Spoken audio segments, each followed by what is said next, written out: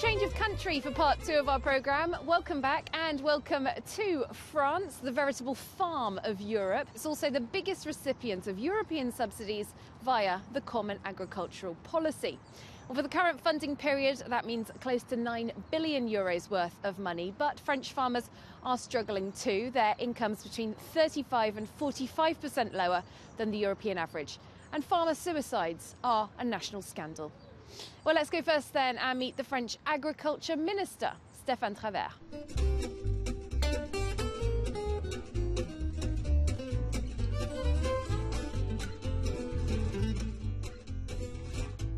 To find out more about the situation for farmers here in France, I'm joined by France's Farming and Food Minister, Stéphane Travert. Very nice to meet you. Nice to meet you too. Thanks for your time. Now, we know that the Common Agricultural Policy is a long-standing policy. It's already been reformed several times. How has the reformed version impacted on the lives of farmers?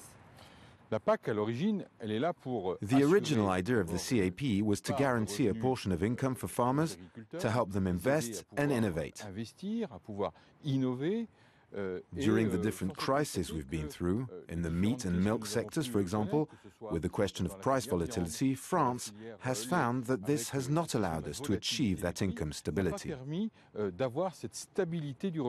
So we see that farmers in France today can no longer make a decent living from their work. In terms of income, the Common Agricultural Policy subsidies account for around 11% of farmers' incomes. However, globally, that income has fallen by around a third in recent times. It's having a real impact on people's lives. What's likely to be done about that? It's true that 2015 and 2016 were very difficult for our farmers, with the fall in prices that was widely noted. It was a crisis for people working in the sector, a crisis in that we're having trouble getting new generations involved in farming. The prices are no longer viable, and there are problems in the supply chain. Here in France, the number of farmer suicides really is becoming something of a national scandal. In the year 2016, close to 1,000 farmers took their own lives. That's more than 20% higher than the national average. Surely this has to be a priority. It's a dramatic situation. I come from a rural region where we've certainly seen this distress among families. And of course, we have to help them. But we also have to think about the future generations, about the young people who are going into agriculture right now. And we wish to reverse that prevailing wisdom about how pricing works. We want to make it so that farmers no longer sell at a loss, because they're joined together within producers' organizations, meaning that they can strike their own deals with the food industry, as well as with the distributors. We know that a lot of farmers' produce goes to the big shops, the supermarkets, the chains, and they do push prices down. How much responsibility do they bear? We have to work on achieving fair prices. For a long time, it's been a crazy race to the bottom to achieve the lowest price.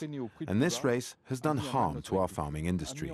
It's threatened our very way of eating, because the most important thing was to become low cost. We want food to be healthier, safer, and more sustainable. Within Europe, France is the #1 beneficiary of Common Agricultural Policy subsidies. However, 80% of those subsidies go to just 20% of the farming population, the bigger farms. Doesn't this unfairly favorise intensive farming? One segment of the CAP is allocated per hectare and can indeed mostly benefit farmers who have the biggest farms. And we do indeed want to make the CAP fairer. For example, farmers will be on the front line in the battle against climate change. We want them to become the main players in the energy and ecology transition. And in these areas, we can help them. The CAP is an indispensable element. And a word about organic farmers, many of whom feel that their work is not being adequately recognised. Is that something that's going to change with future policies? We will have to work on these questions. Right now, there is a high demand in our society for organic. So we have to work on this area. We are doing it on a national level. We also have to think about how this can work on a European level. We have to look at how we can make tools available. We believe that a certain number of environmental services that are driven by farmers can also help them to breathe new life into their balance sheets. Well, thank you so much for your time, for answering our questions. Thank you for coming. And we're going to let you rejoin the conference behind us, where the Common Agricultural Policy's future is being discussed. What will this policy look like beyond the year 2020? Our team has been investigating. Some of the big players in European farming standing at a crossroads for the sector. It's time for the EU's members to rewrite the Common Agricultural Policy for the next 7 years, balancing the demands of savvy consumers with the realities of farming in the 21st century. One of the key themes tackles an EU classic, cutting through red tape. We have simplified the policy to help our farmers to be able to cope with this unnecessary bureaucracy at the moment. So we want to simplify the policy as well, and we have to modernise the policy. Brussels also wants more flexibility and to hand more responsibility over to individual member states. But some fear that could lead to European farmers facing more competition from each other. Another priority, ensuring producers receive a fair price. Despite decades of subsidies, farmers in Europe earn on average just half to two-thirds as much as other citizens. Farmers need and deserve to earn a fair living, a living that comes close to the average of most Europeans. Brussels has a plan to reach that goal, boosting farmers' bargaining power via new rules called the Omnibus Regulation. That also aims to shield them against unpredictable crises like the weather and disease. Still to be decided what to do about the disparities in subsidies for Western and Eastern European countries. Farmers in the East pay lower social security fees and therefore receive less CAP cash. But they argue everyone should get the same per hectare, no matter where they are geographically. It's a single market. It's a market where all the products are in competition with each other. So we should have the same rules for everyone. Brexit is another storm cloud. The UK is currently the fourth biggest contributor and puts in more than it takes out. The CAP currently accounts for almost 40% of the EU's budget, and there are growing calls for a reduction. Some Western European states want to divert spending to areas like digital development and defence. The current CAP rules are due to expire in 2020. Faced with a mountain of challenges, the reforms aren't expected until 2023.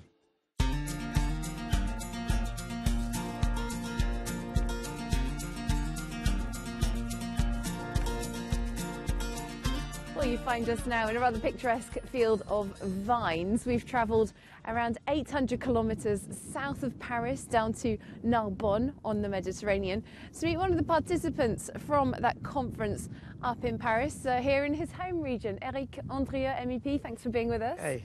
Very nice to meet you. Now, I understand that you want to revolutionise the common agricultural policy. How and why? I think that when you've got a common agricultural policy that doesn't meet the farmers' needs or the customers' demands, we have to ask why, which means total reform. What's more, this is a time of very rapid climate change. It's going to have a big impact on farming right now, not in 20 years. New technology and science are also changing very quickly, and this will have major consequences for our way of farming. From a geopolitical point of view, other nations and continents are putting huge amounts of resources into food security, so we don't need to be tinkering around the edges of the CAP, we need to be deeply reforming it, in my opinion. Well, let's look at the specific example of this vineyard where we're filming right now. Christophe Barbier and his family have been producing wine here since the 1920s. A little earlier, he told us about how it works out for them.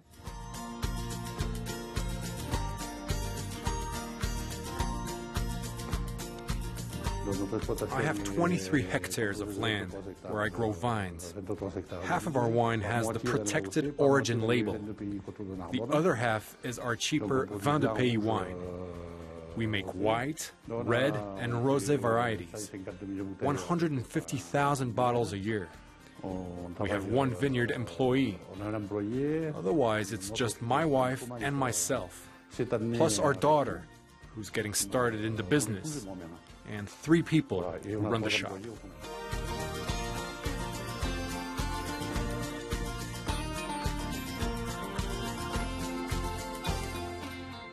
We're in France's biggest wine-producing region, the Languedoc. Wine production seems to work out in terms of salary better than other forms of agriculture. Why is that? Since the 1990s, the CAP has gotten rid of all of the regulatory tools, including things like milk quotas, which were the most recent to disappear. Winemaking, however, is one of the few sectors, along with fruit and veg, which still has some ability to regulate the market via what's known as plantation rights, which allow growers to regulate the difference in supply and demand themselves.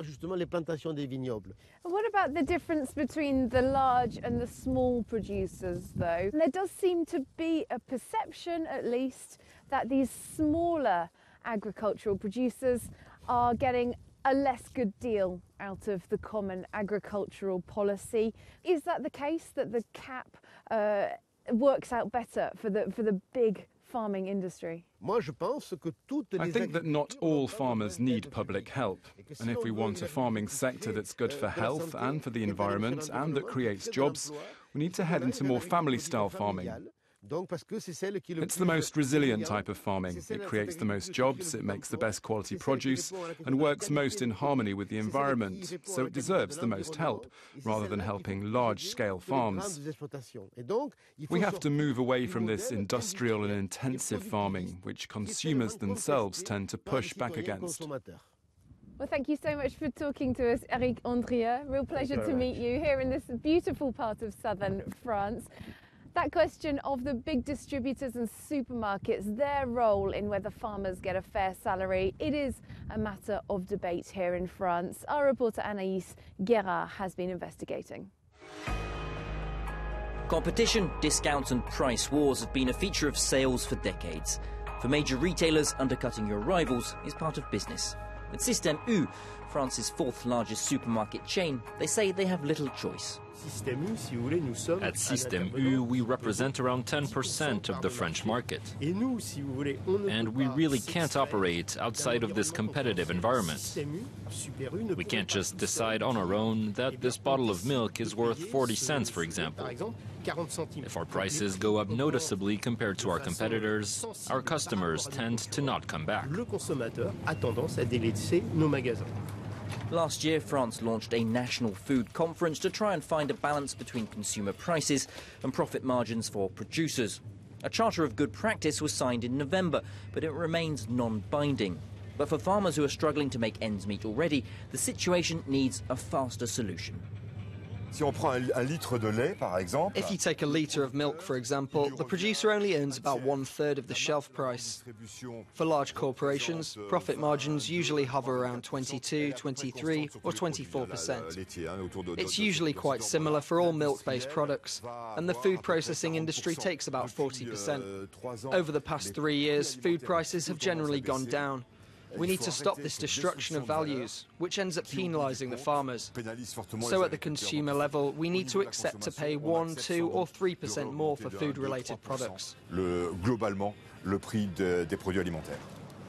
It's a cutthroat business. Milk producer Régis publicly denounced low prices paid by the French company Lactalis. They ended their contract with him. If we bought these products for what they're actually worth, it would allow the EU to reduce the considerable amount it spends on subsidies, and it would balance things out. A ton of milk generally costs around €350 to produce, but processing companies like Lactalis pay less. Over the past few years, many French farmers have been selling at a loss.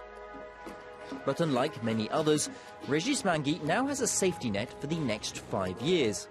He signed a contract with a local cooperative that buys his milk for a fixed amount, €390 a tonne. a price that was chosen by the consumers themselves. What's interesting is that we used a consumer group which relied on several criteria to set a base price. No GMOs, 3 to 6 months of grazing, and so on. It's a price that includes everyone's costs and profit margins. The business model, based on transparency and accountability, is having some success. This milk can be found on the shelves of nearly all French supermarkets and now represents 1% of the country's total milk sales. Monoprix, one of France's biggest retailers, even sells it using its own packaging. More than half of the milk found in its stores is now fair trade. It allows discourse to shift from just talking about prices and to look at what's around them: health, wages, the quality of the fodder. It allows for a discussion on building positive relations with farmers. Other fair trade milks are slowly gaining in popularity. Some use specific labels, while others are simply branded as organic. But whether they can compete with cheaper milk, which continues to top overall sales, remains to be seen. A recent consumer survey, though, found that 65% of shoppers were willing to pay more if it means better pay for farmers. Well, there you have it. Still plenty of questions to be considered as Europe renegotiates its agriculture funding for the next few years.